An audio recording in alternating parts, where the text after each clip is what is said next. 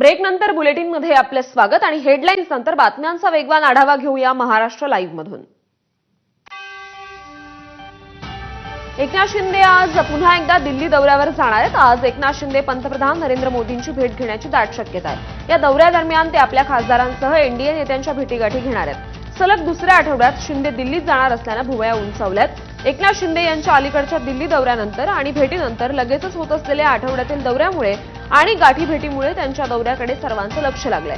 त्यामुळे शिंदेंचा हा दौरा राजकीय आणि प्रशासकीय पातळीवर महत्त्वाचा मानला जातोय। उद्धव ठाकरे आजपासून 3 दिवसांच्या दिल्ली दौऱ्यावर जाणार आहेत। 7 ऑगस्टला दिल्लीत इंडिया आघाडीच्या मित्रपक्षांची बैठक होतीये। त्या बैठकीला उद्धव ठाकरे उपस्थित राहणार आहेत। यावेळी ते राहुल गांधी यांच्या निवासस्थानी स्नेहभोजनाला सुद्धा उपस्थित राहणार आहेत। संसदेच्या पावसाळी अधिवेशनाआधी इंडिया आघाडीची ऑनलाईन बैठक झाली होती। त्याआधी लोकसभा निवडणुकीदरम्यान इंडिया आघाडीच्या बैठका झाल्या होत्या। आगामी स्थानिक स्वराज्य संस्थांच्या निवडणुकांच्या पार्श्वभूमीवर उद्धव ठाकरे यांचा दिल्ली दौरा महत्त्वाचा मानला जातोय।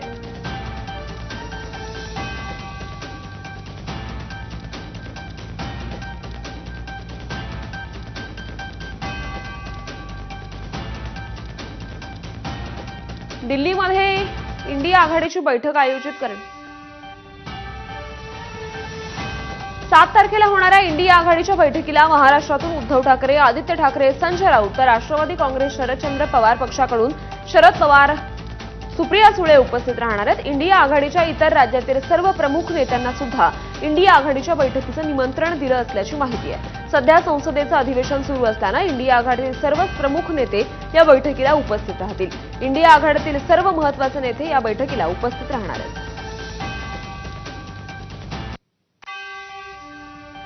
युतीबाबत ठाकरे बंधूंचं सध्या वेट अँड वॉच असल्याचं दिसतंय। उद्धव ठाकरेंनी काल युतीच्या संदर्भात राज ठाकरेंसारखीच भूमिका मांडली आहे। उद्धव ठाकरेंनी महापालिका निवडणुकीच्या पार्श्वभूमीवर एमएमआर विभागातील पदाधिकाऱ्यांची बैठक घेतली। या बैठकीत उद्धव ठाकरेंनी मनसेशी युतीबाबत पक्ष निर्णय घेईल असं स्पष्ट केलं। राज ठाकरेंनी मनसेच्या मेळाव्याला उद्धव ठाकरेंचं नाव घेतलं आणि पदाधिकाऱ्यांना एकीचा कानमंत्र दिला होता, पण युतीबाबत ठोस बोलणं मात्र टाळलं होतं।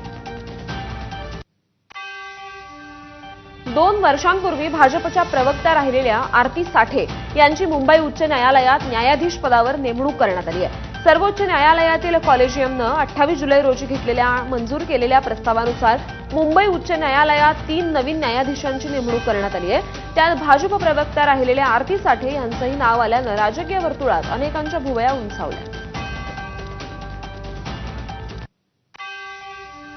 थेट न्यायाधीश पदावरही भाजपच्या पदाधिकाऱ्यांची नियुक्ती होत असेल तर निष्पक्षपातीपणे न्याय देतील याबाबत शंका असल्याचं काँग्रेसचे प्रदेशाध्यक्ष हर्षवर्धन सपकाळ यांनी म्हटलंय। देवतेचं जे आपल्या डोळ्यासमोरचं न्यायव्यवस्थेचं जे चित्र आहे, हातात तराजू आहे, डोळ्यावर पट्टी आहे, मात्र मोदी सरकारने आता डोळ्यावरची पट्टी काढून टाकलेली आहे। तराजू हा तर केव्हाच काढून ठेवला होता आणि आता त्यांच्या विचाराचेच नवे तर त्यांच्या संघटनेत असणाऱ्या लोकांना आता हा थेट न्याय व्यवस्थेमध्ये घुसवण्याचा हा त्यांचा असणारा प्रयत्न आहे। हा लोकशाही मूल्याच्या आणि एकंदरीत जो सत्य धर्म आहे आणि जो एकंदरीत पारदर्शकता आहे, याला सगळं त्यांनी आता काळीमा फासलेला आहे आणि हा मोदी सरकारचा हा अधर्म आहे। मालेगाव बॉम्बस्फोटातून निर्दोष सुटल्यानंतर साध्वी प्रज्ञा सिंग आणि कर्नल पुरोहित यांनी मोठेच गौप्यस्फोट केल्यानं खळबळ उडाली। राष्ट्रवादी अध्यक्ष शरद पवारांनी पहिल्यांदा हिंदू दहशतवाद असा शब्दप्रयोग केल्यानंतर मालेगाव बॉम्बस्फोटाचं षडयंत्र रचण्यात आल्याचा दावा कर्नल पुरोहितांनी केला। तसंच तत्कालीन एटीएस प्रमुख हेमंत करकरे सह आयुक्त परमवीर सिंग यांनी जाणीवपूर्वक सापळा रचून आपल्याला अडकवल्याचा खळबळजनक आरोप कर्नल पुरोहित यांनी केलाय। भगवा दहशतवाद असं शरद पवार कधीच म्हणाले नाहीत। लेफ्टनंट कर्नल प्रसाद पुरोहित यांनी जे आरोप केलेत त्यात अजिबात तथ्य नाही असं सुप्रिया सुळे यांनी स्पष्ट केलं। मालेगाव केसशी शरद पवारांचा संबंधच काय असा सवालही यावेळी सुप्रिया सुळेंनी विचारला। दहशतवाद या शब्द कोण म्हणते वारंवार? एव्हिडन्स काय? कुठे बोललेत? काय बोललेत? सांगा तर। कुठल्या तरी पुण्याच्या सभेमध्ये कुठे एव्हिडन्स काय द्यायचा? मी तरी ऐकलेला नाही। तर शरद पवार काय म्हणाले होते हे मला आठवत नाही। त्या घटनेला आता 20 वर्ष उलटली आहेत। हिंदू दहशतवाद हा शब्दप्रयोग सर्वात आधी शरद पवारांनी केल्या। या लेफ्टनंट कर्नल पुरोहितांच्या आरोपावर पवारांचे तेव्हाचे सहकारी छगन भुजबळ यांनी अशी प्रतिक्रिया दिली आहे.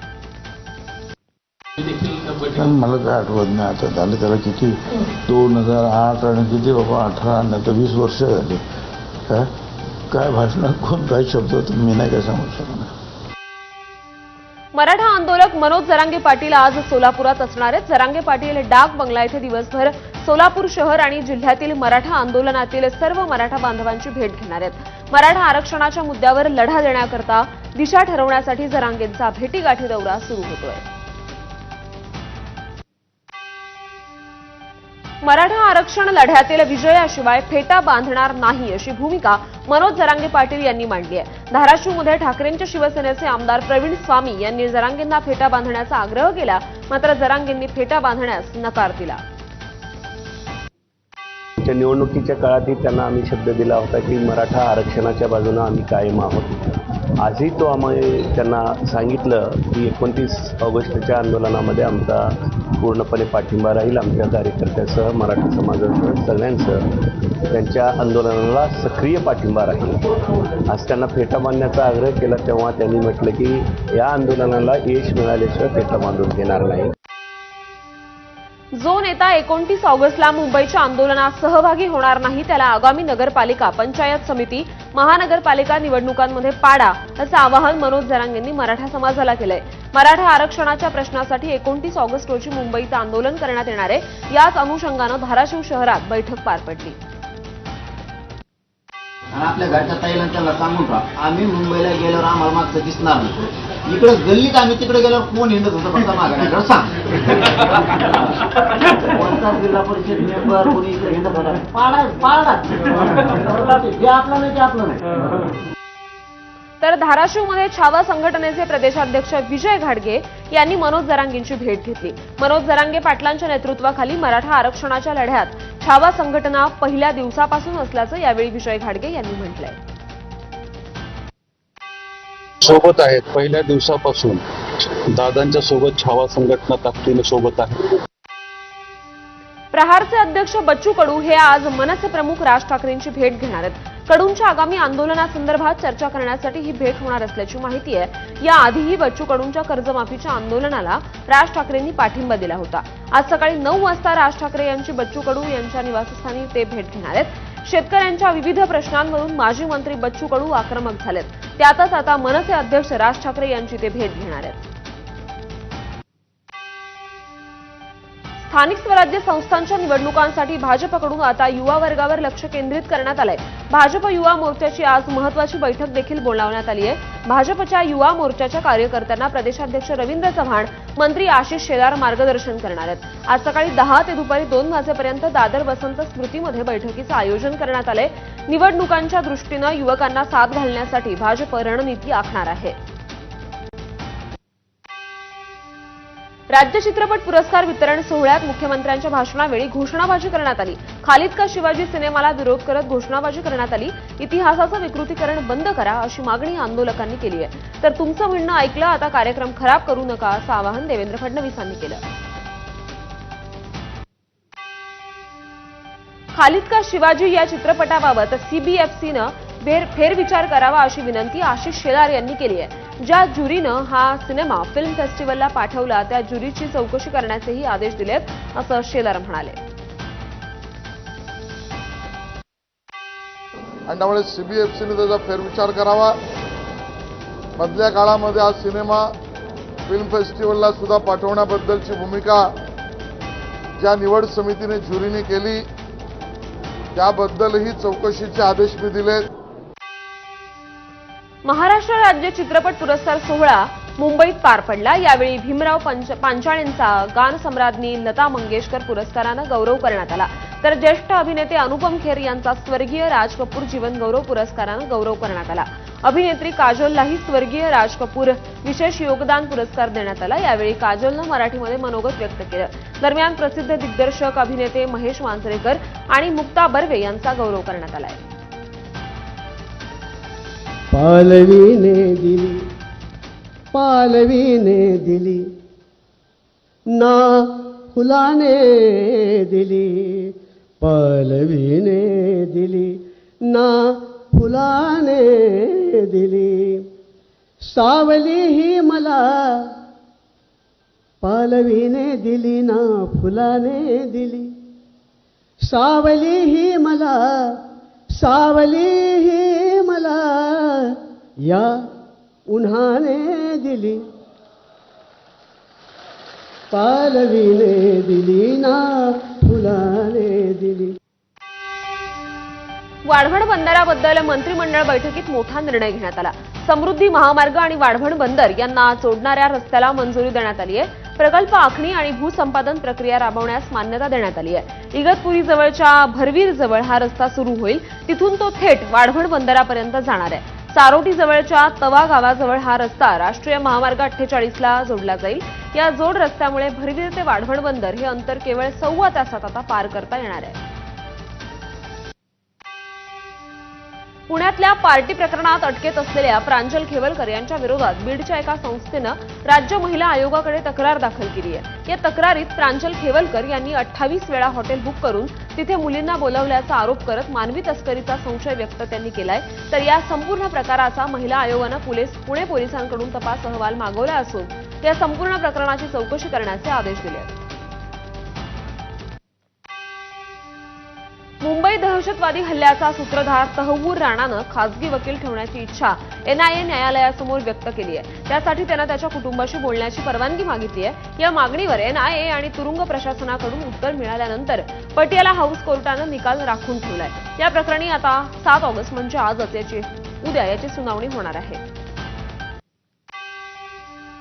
भारतावर येत्या 24 तासात वाढीव कर लादणार असा थेट इशारा अमेरिकेचे राष्ट्राध्यक्ष डोनाल्ड ट्रम्प यांनी दिला. भारताचा रशियासोबत सुरू असलेल्या व्यापारावरून अमेरिका नाराज आहे. रशियाकडून तेल आणि शस्त्र खरेदी सुरू असताना टॅरिफ वाढवण्याचा इशारा ट्रम्प यांनी दिला. फेब्रुवारीपासून सलग 3दा एकूण एका टप्प्यानं व्याजदरात कपातीनंतर रिझर्व्ह बँकेकडून पुन्हा एकदा 0.5% दर कपातीची उद्योग क्षेत्राला आशा आहे. आज चालू आर्थिक वर्षातील 3रं द्वैमासिक पतधोरण गव्हर्नर संजय मल्होत्रा जाहीर करतील. त्यामुळे ते नेमका कोणता निर्णय घेतात याकडे उत्सुकता आहे. यानंतर रुपयाची किंमत आणखी घसरण्याची शक्यता आहे. मल्होत्रा यांच्या अध्यक्षतेखालील 6 सदस्यांच्या पतधोरण समितीनं सोमवारपासून 3 दिवसांच्या बैठकीला सुरुवात केली होती, जिची सांगता बुधवारी होतीये. भारतीय रुपया मंगळवारी सुरुवातीच्या कारभारात 29 पैशांनी घसरून डॉलरच्या तुलनेत 87.95 रुपयांवर पोहोचलाय, जो गेल्या 6 महिन्यांच्या निचांकी पातळीवर पोहोचलाय. विदेशी चलन ट्रेडर्सच्या मते रुपयावरील दबाव आज देखील कायम राहील अशी शक्यता आहे. आंतरबँक विदेशी चलन बाजारात अमेरिकेच्या डॉलरच्या तुलनेत रुपया 87.95 वर खुला झालाय, जो सोमवारी 87.66 वर बंद झालाय. कालच्या तुलनेत आज 29 पैशांची घसरण झाली. उत्तराखंडच्या उत्तरकाशी जिल्ह्यातील थरालीमध्ये ढगफुटी सदृश पाऊस झालाय. या पावसामुळे थरालीत भूस्खलन झालं आणि डोंगरातून खाली आलेल्या चिखल आणि गाळाच्या मोठ्या लोंढ्यानं तिथल्या खीरगंगा परिसरात हाहाकार माजवला. या खीरगंगा परिसरात नांदेड जिल्ह्यातील बिलोली तालुक्यातील 11 पर्यटक अडकले होते. ते सर्व घटनास्थळापासून 150 किलोमीटरवर दूर सुखरूप असल्याची माहिती आहे. तर या सर्व प्रवाशांना सुखरूप परत आणण्यासाठी सरकारनं तातडीनं उपाययोजना करण्याची पर्यटकांची मागणी आहे. उत्तर काशीच्या खीरगंगा परिसरात ढगफुटी झाल्यानंतर 10 जवान हे बेपत्ता झालेत. 4 जणांचा मृत्यू झालाय. मृतांचा आकडा आणखी वाढण्याची भीती व्यक्त करण्यात येते. तर 130 जणांना वाचवण्यात यश आलंय. एसडीआरएफच्या पथकाचं युद्धपातळीवर बचाव कार्य सध्या सुरू आहे. उत्तर काशीच्या लोअर हर्सिलमध्ये ढगफुटीनं हाहाकार माजवला असून लष्कराच्या छावणीतून 8 ते 10 जवान बेपत्ता आहेत. तरीही भारतीय लष्कर मदत कार्यात पूर्ण ताकदीनं गुंतलं आहे.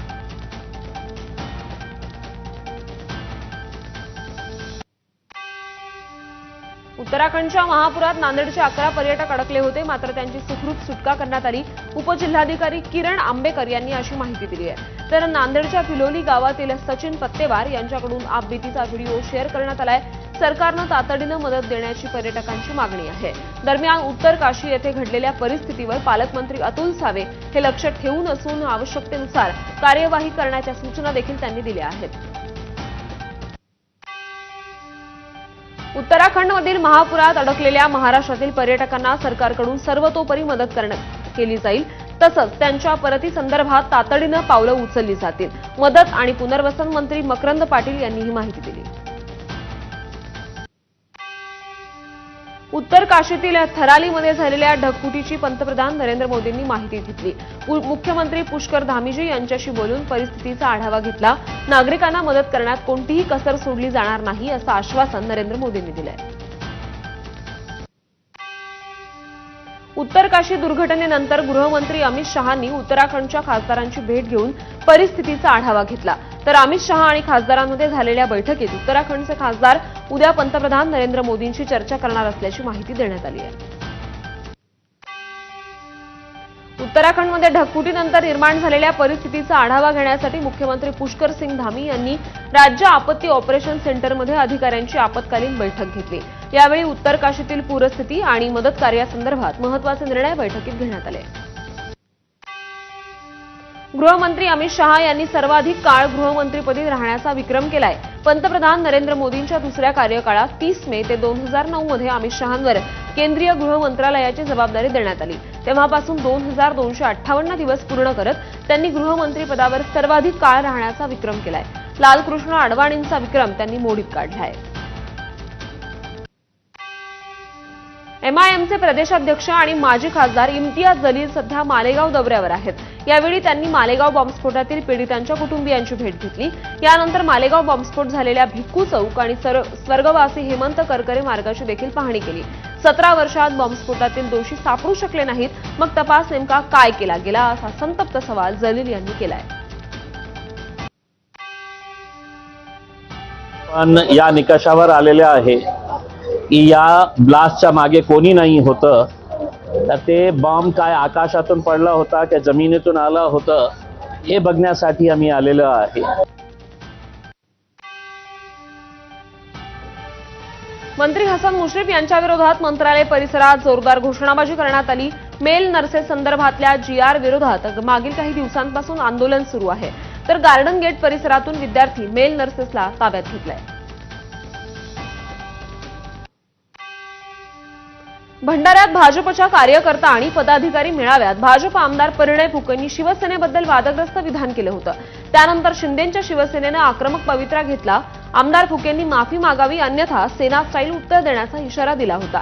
यावर आमदार परिणय फुकेंकडून प्रसिद्धीपत्रक काढलं.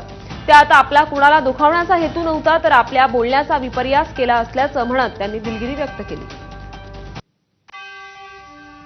पुण्यात राष्ट्रवादी काँग्रेसचे सोलापूर जिल्हाध्यक्ष उमेश पाटील यांचे बंधू रमेश पाटील यांच्यावर तब्बल 78 लाख रुपयांच्या थकबाकी प्रकरणी गुन्हा दाखल करण्यात आलाय.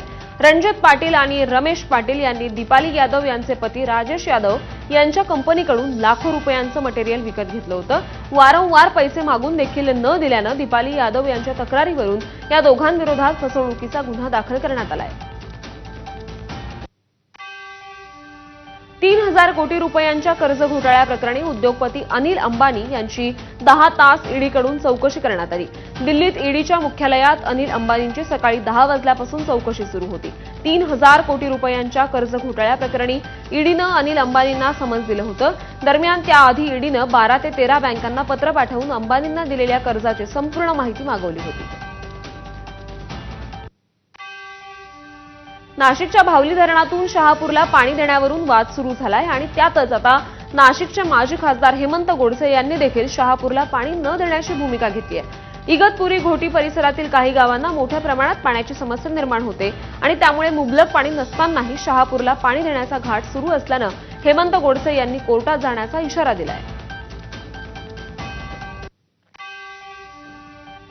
राज्यात पुढील 4 ते 5 दिवस पावसाचा अंदाज हवामान विभागानं व्यक्त केलाय. त्यानुसार मराठवाडा, मध्य महाराष्ट्र आणि कोकणातील काही भागात पावसाची शक्यता आहे. विदर्भात मात्र पावसाचं प्रमाण कमी राहील असा अंदाज व्यक्त करण्यात आलाय. मागील काही दिवसांपासून राज्यात पावसानं उघडीप दिली आहे, त्यामुळे तापमानात वाढ झाली आहे. अशातच शनिवारपर्यंत मेघगर्जनेसह पावसाची शक्यता वर्तवण्यात आली आहे. उच्च न्यायालयाच्या आदेशाप्रमाणे 6 फुटांपर्यंतच्या सर्व गणेश मूर्तींचं विसर्जन कृत्रिम तलावात करण्यात येणार आहे. तर 6 फुटांपेक्षा जास्त उंचीच्या मूर्ती नैसर्गिक जलस्रोतात विसर्जित करण्यात येणार आहेत. त्यामुळे ठाणे जिल्ह्यात कृत्रिम तलाव आणि फिरत्या विसर्जन व्यवस्थेत वाढ करण्यात आली आहे. गेल्या वर्षीपेक्षा 1.5 पटीनं जास्तीची विसर्जन व्यवस्था ठाणे महापालिकेतर्फे करण्यात येणार असल्याची माहिती महापालिका आयुक्त सौरभ राव यांनी दिली आहे. आगामी स्थानिक स्वराज्य संस्थांच्या निवडणुका तसंच सणासुदीच्या पार्श्वभूमीवर कायदा व सुव्यवस्थेबद्दल कोणतीही तडजोड न करण्याचे निर्देश राज्याचे अप्पर पोलीस महासंचालक निखिल गुप्ता यांनी दिलेत. गुन्हेगारांवर कठोर कारवाई करा, कुठल्याही प्रकारची अराजकता सहन केली जाणार नाही अशा शब्दात त्यांनी पोलीस अधिकाऱ्यांना निर्देश दिलेत. उल्हासनगरच्या दिवाणी व फौजदारी न्यायालयावरील भार कमी करण्यासाठी न्यायदानात गती येण्यासाठी अंबरनाथ शहरात कनिष्ठ मंत्रालयाला मंजुरी मिळाली होती. मात्र विविध कारणांमुळे रखडलेल्या या न्यायालयाच्या इमारतीच्या उद्घाटनाचा मुहूर्त आता ठरलाय. येत्या 9 ऑगस्ट रोजी या न्यायालयाचं उद्घाटन होणार आहे. त्याच दिवशी येथे कामकाजही होणार असल्याची माहिती आहे. पिंपरी चिंचवड शहरातून वाहणाऱ्या मुळा नदीच्या सुशोभीकरणासाठी अडथळे ठरणारी 1000 झाडं तोडण्यास नागरिकांनी हरकतींद्वारे विरोध दर्शवलाय. महापालिकेच्या उद्यान विभागानं घेतलेल्या सुनावणीत नागरिकांनी झाडं तोडण्याचा तीव्र विरोध केला. हार्बर मार्गावरील वाशी येथे इलेक्ट्रॉनिक सिग्नल नियंत्रण प्रणाली सुरू करण्याच्या कामासाठी शनिवारी रात्रीपर्यंत ब्लॉक घेण्यात येणार आहे. हा ब्लॉक रात्री 11:15 ते पहाटे 4:45 पर्यंत 4 पर्यंत अप आणि डाऊन दोन्ही मार्गांवर असेल. त्यामुळे हार्बर मार्गावरील लोकल सेवा विस्कळीत होईल. तसंच ब्लॉकमुळे शनिवारपर्यंत लोकलच्या वेळापत्रकात बदल करण्यात आला आहे. मुंबईतील पश्चिम रेल्वेवरील लोकलमध्ये फुकट्या प्रवाशांच्या संख्येत वाढ झाली असल्यानं रेल्वे प्रशासनाकडून तिकीट तपासणी मोहीम हाती घेण्यात आली. या मोहिमेत पश्चिम रेल्वेच्या तिजोरीत तब्बल 71 कोटी रुपयांचा दंड जमा झालाय. तर 2 लाखांहून अधिक प्रवासी विना तिकीट प्रवास करत असल्याचं आढळून आलंय. गेल्या वर्षीच्या तुलनेत दंड वसुलीत 24% वाढ झाली आहे. तर वातानुकूलित लोकलमधील विना तिकीट प्रवाशांकडून 93 लाखांहून अधिक रुपयांचा दंड वसूल करण्यात आलाय. अजित पवारांच्या दौऱ्यानंतर हिंजवडीनंतर आता माणचे गावकरीही रस्त्यांच्या रुंदीकरणाला विरोध करण्यासाठी एकवटलेत. ग्रामसभेत रस्त्यांचं रुंदीकरण 36 मीटरऐवजी 24 मीटर करण्याची ग्रामस्थांनी मागणी केली आहे.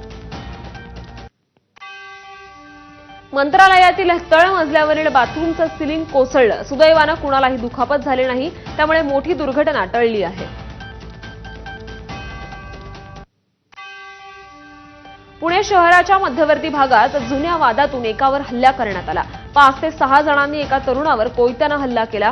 या हल्ल्यात एक व्यक्ती गंभीर जखमी झालाय. तर हल्लेखोरांकडून 2 गाड्यांची देखील तोडफोड करण्यात आली.